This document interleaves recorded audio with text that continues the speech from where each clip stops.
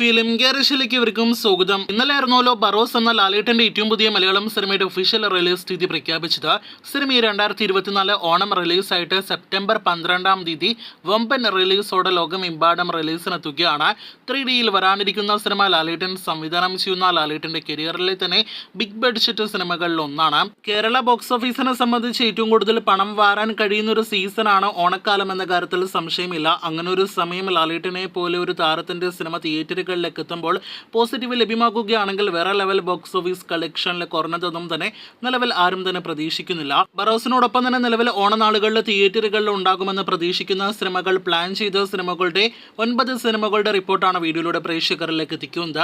ബറോസിന് മുന്നേ തന്നെ ഓണനാളുകളിൽ തിയേറ്ററുകളിൽ ഉണ്ടാകുമെന്ന് ഉറപ്പാക്കപ്പെട്ട സിനിമ അത് തളപതി വിജയുടെ ഏറ്റവും പുതിയ Tamil cinema the greatest of all time ആണ്.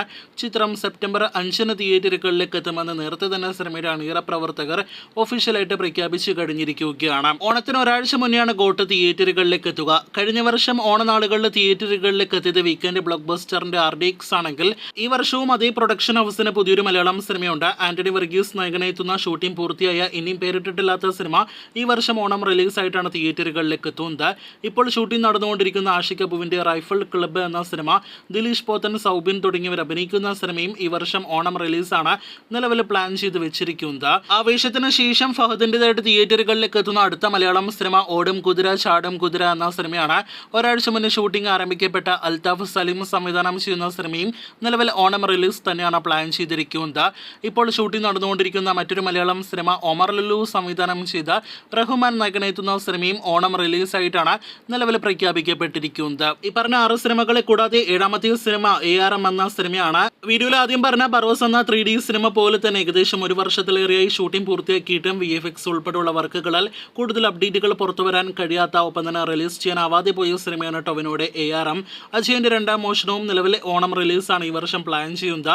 ലിസ്റ്റിന് നിർമ്മിക്കുന്ന സിനിമയ്ക്ക് ഓണത്തിന് എത്താൻ കഴിഞ്ഞില്ല എങ്കിൽ ദിലീപിന്റെ 150ാമത്തെ സിനിമ ഇപ്പോൾ ഷൂട്ടിംഗ് നടന്നുകൊണ്ടിരിക്കുന്ന സിനിമയായിരിക്കും ഓണക്കാലത്ത് തിയേറ്ററുകളിലേക്ക് എത്തുക. പവിക്ക് ശേഷം തിയേറ്ററുകളിലേക്ക് എത്തുന്ന അടുത്ത ദിലീപിന്റെ മലയാളം സിനിമ നിർമ്മിക്കുന്നത് ലിസ്റ്റും സ്റ്റീഫന്റെ മാജിക് ഫ്രെയിംസ് ആണ്. ഓണം റിലീസ് പ്ലാൻ ചെയ്യുന്നു എന്ന് പറഞ്ഞാണ് സിനിമയുടെ ചിത്രീകരണം എല്ലാം തന്നെ നിലവിൽ നടക്കുന്നത്. ഈ പറഞ്ഞ സിനിമകൾ കൂടാതെ 9ാമതായിട്ട് ഈ ലിസ്റ്റിൽ നാം ഉൾപ്പെടുത്തുന്നത് ബസൂക്ക എന്ന സിനിമയാണ്. മമ്മൂട്ടിയുടെ ചിത്രീകരണം പൂർത്തിയാക്കിയ ടർബോയ്ക്ക് ശേഷം തിയേറ്ററുകളിലേക്ക് എത്തുന്ന അടുത്ത മലയാളം മമ്മൂട്ടി സിനിമയാണ്. ബിഗ് ബഡ്ജറ്റ് സിനിമയായിട്ട് തിയേറ്ററുകളിലേക്ക് എത്തുന്ന bazooka cinema Onam release plan ചെയ്ത സിനിമയാണ്. നേരത്തെ തന്നെ റൂമറുകൾ ഉണ്ടായ സിനിമയാണ്.